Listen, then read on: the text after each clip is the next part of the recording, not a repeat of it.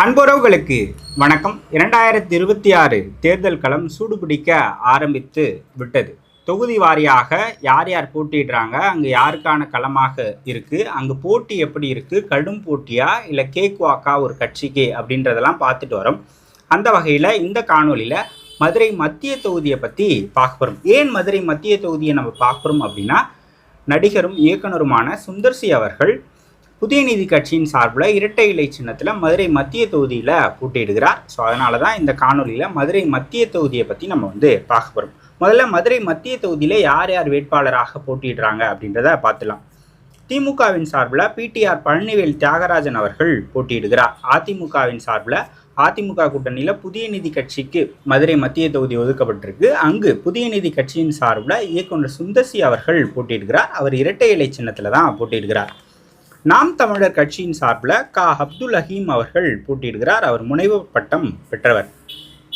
தமிழக வெற்றி கழகத்தின் சார்பில் முஸ்தபா அவர்கள் வேட்பாளராக அறிவிக்கப்பட்டிருக்கிறார். ஸோ 4 பிரதான கட்சிகளினுடைய வேட்பாளர்கள் இவங்களாக தான் இருக்கிறாங்க.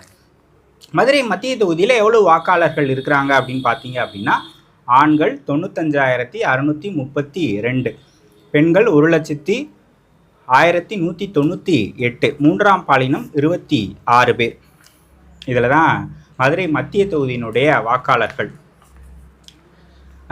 மதுரை மத்திய தொகுதியில் என்னென்ன பகுதிகள் இருக்குது, என்னென்ன முக்கியமான இடங்கள் இருக்குது அப்படின்னு பார்த்தீங்கன்னா, மதுரை மத்திய தொகுதியில் தான் மீனாட்சி அம்மன் கோயில் வருது, ஆதி சொக்கநாதர் கோயில் வருது, பெரியார் பேருந்து நிலையம் மதுரை மத்திய தொகுதிக்கு உட்பட்டு தான் இருக்குது. அதுக்கப்புறமாக ரயில் நிலையம், மதுரை மத்திய நூலகம் எல்லாமே மதுரை மத்திய தொகுதிக்கு உட்பட்டு தான் இருக்குது. என்னென்ன வார்டுகள் இருக்குது அப்படின்னு பார்த்தீங்கன்னா, 8 to 18, அதுக்கப்புறமாக 77 to 87 ஆகிய 22 வார்டுகள் மதுரை மத்திய தொகுதிக்கு உட்பட்டு வருது. மதுரை மத்திய தொகுதியிலிருந்து இதுக்கு முன்னாடி சட்டமன்ற உறுப்பினரான முக்கியமானவங்க அப்படின்னு பார்த்தீங்க அப்படின்னா, ஐயா பழநெடுமாறன் அவர்கள் மதுரை மத்திய தொகுதியில் சுயேட்சையாக போட்டியிட்டு வெற்றி பெற்று இருக்கிறார். பழனிவேல் தியாகராஜனுடைய தந்தை பிடிஆர் பழனிவேல் ராஜன் அவர்கள் போட்டியிட்டு வெற்றி பெற்று இருக்கிறார். இதுவரை மதுரை மத்திய தொகுதியை பொறுத்த வரைக்கும் எந்தெந்த கட்சி எத்தனை முறை வெற்றி பெற்றுருக்கு அப்படின்னு பார்த்தீங்க அப்படின்னா, காங்கிரஸ் அங்கே 3 முறை ஜெயிச்சிருக்கிறாங்க, திமுக 7 முறை வெற்றி பெற்றிருக்கிறாங்க, அதிமுக ஒரே ஒரு முறை தான், தமிழ் மாநில காங்கிரஸ் அங்கு 2 முறை வெற்றி பெற்றிருக்கிறாங்க, தேமுதிக 1 முறை 2011 தேர்தலில் வெற்றி பெற்று இருக்கிறாங்க. இங்கே என்னென்ன சமூகங்கள் பெரும்பான்மையாக இருக்கிறாங்க அப்படின்னு பார்த்தீங்கன்னா, முக்குளத்தூர் இருக்கிறாங்க, செட்டியார் இருக்கிறாங்க, கோனார் இருக்கிறாங்க, பிள்ளைமார், முதலியார், அதுக்கப்புறமாக பட்டியல் சமூகத்தினர், இஸ்லாமியர்கள், அதுக்கப்புறமாக தெலுங்கு பேசும் மக்கள் அப்படின்னா ஒரு கலவையான சமூகமாகத்தான் இருக்குது. இதில் இந்த தொகுதியில் இஸ்லாமியர்கள் 30% இருக்கிறாங்க. அதே போல் முக்குளத்தூர், கோனார் 2 பேரும் சேர்ந்து ஒரு 15% இருக்கிறாங்க. இவங்க தான் இங்கே வெற்றி தோல்வியை தீர்மானிக்கக்கூடிய சக்தியாக இருக்கிறாங்க. இந்த தொகுதியினுடைய நிலவரத்தை பார்த்தோம் அப்படின்னா, இது ஒரு தொழிலாளர்கள் வாழும் பகுதியாகத்தான் இருக்குது. அந்த தொகுதியினுடைய அடிப்படை பிரச்சனை அப்படின்னு பார்த்தீங்கன்னா, அங்கே கழிவுநீர் மேலாண்மை சரியாக இல்லை. அதே போல் குப்பை அதிகமான இடங்களில் குப்பை இருக்கக்கூடிய ஒரு இடமாக இருக்குது. அதே போல் சாலை வசதிகள், தெரு விளக்குகள் இல்லாததெல்லாம் இங்கே அடிப்படை பிரச்சனைகளாக இருக்குது. அதே போல் சட்டம் ஒழுங்கு பிரச்சனையும் இங்கே ஒரு பெரிய பிரச்சனையாக இருக்குது. அதே போல் தொழிற்சாலை வேணும் அப்படின்ற கோரிக்கையும் நீண்ட நாட்களாக இருக்குது.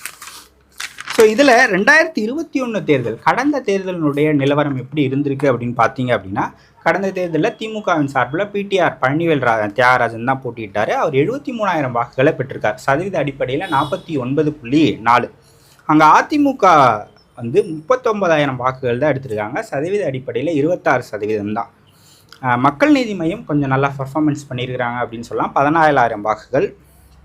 நாம் தமிழர் கட்சி 11,215 வாக்குகள், 8% வாக்குகளை பெற்றிருக்காங்க. ஸோ இந்த 2026 தேர்தலில் போட்டியிடக்கூடிய வேட்பாளர்களை பற்றி பார்ப்போம். முதல்ல திமுகவின் சார்பில் பிடிஆர் அவர்கள் போட்டியிடுகிறார். பிடிஆர் தான் இப்போ என்ன சொல்வது, திமுக சட்டமன்ற உறுப்பினர்களே வாக்குக்கு காசு கொடுக்காம ஜெயிச்சவர் அப்படின்ற ஒரு பெயர் பிடிஆருக்கு தான் இருக்குது. அதே போல் தொகுதியில் அந்த 6 மாதத்துக்கு ஒரு முறை ஒரு ரிப்போர்ட் கார்டு மாதிரி ஒன்று கொடுக்குறாரு. நான் என்னென்ன செஞ்சுருக்கிறேன் அப்படின்ற ஒரு ரிப்போர்ட் கார்டை அவர் 2016 முதல் முறை ஜெயிச்சிலிருந்தே அவர் கொடுத்துக்கிட்டு வரார். ஸோ அந்த நல்ல பேர் அவருக்கு இருக்குது. நன்கு படித்தவர், அமெரிக்காவில் வேலை பார்த்துருக்கிறார், முனைவர் பட்டம் பெற்றவர், நல்ல படித்தவர், நிதி மேலாண்மை பெற்றவர் அப்படின்ற ஒரு பேர்லாம் அவருக்கு இருக்குது. ஒரு ரொம்ப நல்லவர் அப்படின்ற பேர்லாம் அவருக்கு இருக்குது. ஸோ இதெல்லாம் அவருக்கான ப்ளஸ் பாயிண்ட்டாக இருக்குது. அதே போல் மைனஸ் அப்படின்னு நீங்கள் எடுத்துக்கிட்டிங்கன்னா, 2 டேர்ம் வந்து இருந்துட்டார். இப்போ நான் சொன்னேன் இல்லையா, அடிப்படை பிரச்சனைகள், அந்த பிரச்சனைகள்லாம் அவருக்கு வந்து ஒரு மைனஸ் பாயிண்ட்டாக இருக்கலாம். ஸோ 2வதாக வந்து சுந்தர் சி அவர்கள் அதிமுக கூட்டணியில் புதிய நீதி கட்சியின் சார்பில் சுந்தர் சி அவர்கள் போட்டியிடுகிறார். இப்போ ஒரு வேட்பாளர் அப்படின்னா தொகுதி முழுக்க கொண்டு போய் சேர்க்கணும் அப்படின்னு சொல்லுவாங்க இல்லையா, அந்த மாதிரியான ஒரு பிரச்சனை சுந்தர் சி அவர்களுக்கு இருக்காது. ஏன்னா நன்கு அறியப்பட்ட இயக்குனர், நிறைய நல்ல படங்களை எடுத்திருக்கிறார், சில படங்களில் நடித்தும் இருக்கிறார். அவருடைய கலகலப்பாக இருந்தாலும் சரி, அன்பே சிவமாக இருந்தாலும் சரி, அரண்மனை 4 சீரியஸ் வரைக்கும் எடுத்திருக்கிறார். ஸோ ஒரு நன்கு அறியப்பட்ட முகங்கள் தான். படம் தயாரித்தும் இருக்கிறார், படம் இயக்கியும் இருக்கிறார், நிறைய படங்களில் நடித்தும் இருக்கிறார். ஸோ ஒரு அறியப்பட்ட முகம்தான். இப்போ ஒரு புதிதாக ஒரு கட்சியிலேருந்து ஒருத்தவங்க போட்டிடுறாங்க அப்படின்னா அந்த வேட்பாளர் அறிந்த முகமாக இருக்கணும், அந்த சின்னம் வந்து பிரபலமான சின்னமாக இருக்கணும். ஸோ சுந்தர் சி அவர்களும் பிரபலமானவர் தான், இரட்டை இலை சின்னமும் புதுசு இல்லை, எல்லோரும் அறிந்த சின்னம் தான். ஸோ அதில் போட்டியிடும்போது அவருக்கு அது ஒரு பலமாக இருக்கலாம் அப்படின்னு சொல்லப்படுது. சுந்தர் சி அவர்களுடைய மனைவி குஷ்பு அவர்கள் ஏற்கனவே அரசியலில் தான் இருக்கிறார். சுந்தர் சி அவர்கள் தான் புதிதாக அரசியலுக்கு வந்து வந்திருக்கிறார் அப்படின்னு சொல்லலாம். ஸோ அவர் புதிய நீதி கட்சியிலிருந்து போட்டியிடுகிறார். இதில் பிடிஆர் அவர்களும் சரி, சுந்தர் சி அவர்களும் சரி, 2 பேருமே முதலியார் சமூகத்தை சேர்ந்தவங்க தான் அப்படின்றத நம்ம வந்து பார்க்கலாம். ஸோ அவர் எந்த மாதிரி இந்த 20 நாட்கள் களப்பணி செய்ய போகிறாரு, என்ன அவருடைய தர்க்க ரீதியாக எனக்கு ஓட்டு போடுங்க அப்படின்ட்டு என்ன பொசிஷன் பண்ணி அவர் சொல்ல போகிறாரு, பிடிஆரை விடும் எனக்கு ஓட்டு போடுங்க, நான் வந்தால் இதெல்லாம் செய்வேன்னு சொல்லுவார் இல்லையா, அது எந்த மாதிரி மக்கள்கிட்ட எடுபடுது அப்படின்றத பார்த்து தான் நம்ம வந்து அவருடைய களப்பணிகளை வச்சு தான் அதில் வந்து அவருடைய வெற்றி தோல்வி இல்லை வெற்றிக்கு கிட்ட வராரா அப்படின்றத நம்ம வந்து சொல்ல முடியும். அதே போல் தமிழக வெற்றி கழகத்தின் சார்பில் முஸ்தபா அவர்கள் போட்டியிடுகிறார். அவர் வந்து தமிழ்நாடு முஸ்லீம் லீக் கட்சியினுடைய தலைவராக இருந்தார். தொடர்ச்சியாக ஒரு விஜய் அவர்கள் கட்சி ஆரம்பித்ததிலிருந்தே பார்த்தீங்க அப்படின்னா தொடர்ச்சியாக தொலைக்காட்சி விவாதங்களில் இல்லை யூடியூப் தளங்கள்லாம் டிவிகேவுக்கு ஆதரவான கருத்துக்களை அவர் வந்து பேசிக்கிட்டே வந்தார். இங்கே ஒரு 30% இஸ்லாமியர்களுடைய வாக்கு வங்கி இருக்குது அப்படின்ட்டு இங்கே ஒரு இஸ்லாமியரை தமிழக வெற்றி கழகம் கேண்டிடேட்டாக போட்டிருக்காங்க. ஸோ அதையும் நம்ம இதிலேருந்து பார்க்கணும். ஸோ அவர் எவ்வளோ வாக்குகளை வாங்க போகிறார் அப்படின்றத பொறுத்திருந்து பார்க்கலாம். நாம் தமிழர் கட்சியும் இங்கே ஒரு இஸ்லாமியரை தான் வேட்பாளராக போட்டிருக்காங்க. நாம் தமிழர் கட்சி ஏற்கனவே மதுரை மத்திய தொகுதியில் 8% வாக்குகளை வாங்கியிருக்கிறாங்க. ஸோ அவங்க இன்னும் எவ்வளோ அப்கிரேட் பண்ணுறாங்க அவங்களுடைய வாக்குகளை அப்படின்றத பொறுத்திருந்து பார்க்கலாம். ஸோ இந்த களத்தை பொறுத்த வரைக்கும் மதுரை மத்திய தொகுதி அப்படின்றது திமுகவுக்கு சாதகமான ஒரு தொகுதியாக தான் பல ஆண்டு காலமாக இருந்திருக்கு. அதனால தான் அவங்க வந்து 7 முறை அங்கே வந்து வெற்றி பெற்று இருக்கிறாங்க. தனிப்பட்ட செல்வாக்கும் பிடிஆருக்கு தனிப்பட்ட செல்வாக்கும் அந்த தொகுதியில் அதிகமாக இருக்குது. அதுவும் அவருக்கு ஒரு ப்ளஸ் பாயிண்ட். கடந்த முறை போட்டியிட்டவங்களாம் ஒரு பிரபலமான வேட்பாளர் கிடையாது, எதிர் அணியில் போட்டியிட்டவங்க. இந்த முறை அதிமுக கூட்டணியில் அதிமுக இரட்டை இலை சின்னத்திலேயே சுந்தர் சி அவர்கள் ஒரு பிரபலமான வேட்பாளர் போட்டியிடுவதால் ஒரு கடும் போட்டியை கொடுக்கலாம்.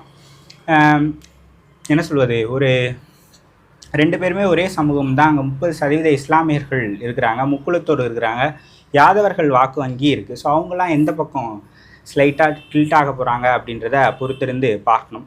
ஒரு தொகுதியில் ஒருவருடைய வெற்றி வாய்ப்பு அப்படின்றது அவங்க கட்சிக்கு யார் முதலமைச்சர் வேட்பாளர், அவர் எந்த அளவுக்கு களப்பணியை செய்கிறார், அவர் எவ்வளவு அறிந்த முகமாக இருக்கிறார் அப்படின்றத பொறுத்துலாம் அமையும் அப்படின்னு சொல்லுவாங்க. அந்த வகையில் பார்த்தா பிடிஆர் இருந்தாலும் சரி, சுந்தர் சி அவர்களாக இருந்தாலும் சரி, நன்கு அறியப்பட்ட முகங்கள் தான். அவங்களுக்கு முதலமைச்சர் வேட்பாளர், பலமான முதலமைச்சர் வேட்பாளரே இருக்கிறாங்க.